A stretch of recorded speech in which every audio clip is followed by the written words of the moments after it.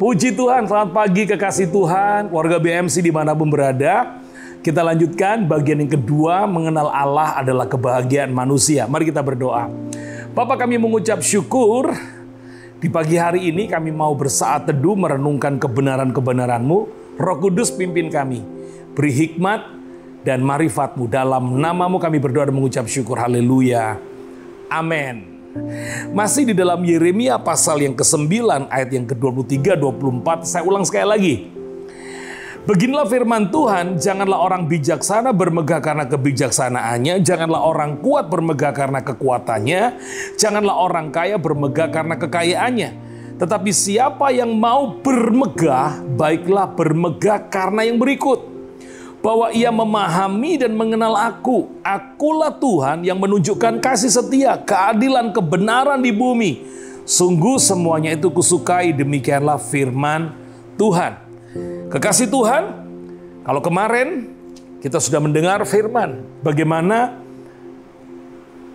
keberhasilan, kesuksesan, tapi kita tidak meletakkan itu semua sebagai yang utama, tapi kita tetap berharap kepada Tuhan.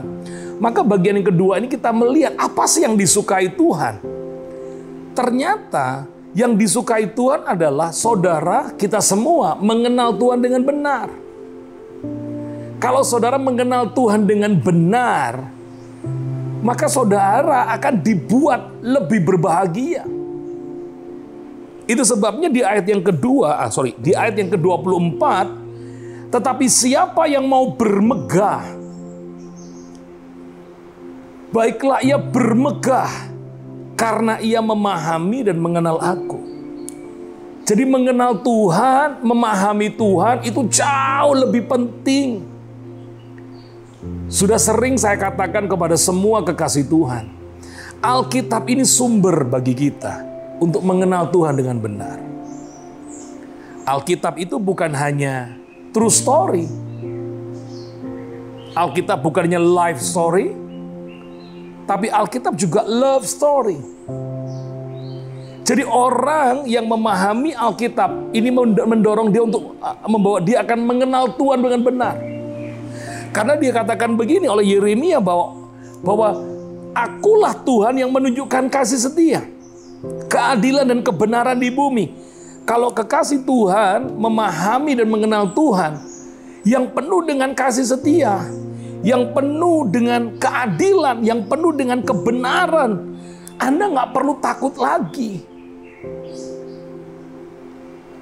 Itu sebabnya orang yang kenal Tuhan gak akan pernah khawatir dalam hidupnya, gak akan pernah takut dalam hidupnya, gak akan pernah ada keraguan dalam hidupnya. Saya ingatkan lagi kisah tentang Sadrak Mesakh Abednego. Bagaimana seorang Sadrak Mesakh Abednego dalam Daniel pasal yang ketiga, mulai ayat 17 Anda bisa baca. Ketika mereka diperhadapkan kepada dapur api yang menyala-nyala. Apa jawab Sadrak Mesakh Abednego? Jika Allah yang kusembah sanggup menolong aku, dia akan menolong.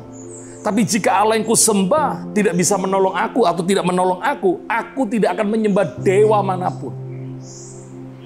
Saya percaya ini bukan sekedar dia menghafal kata-kata atau latah. Tapi Sadrak Mesakh Abednego mengenal betul bahwa Allah itu penuh dengan kasih setia.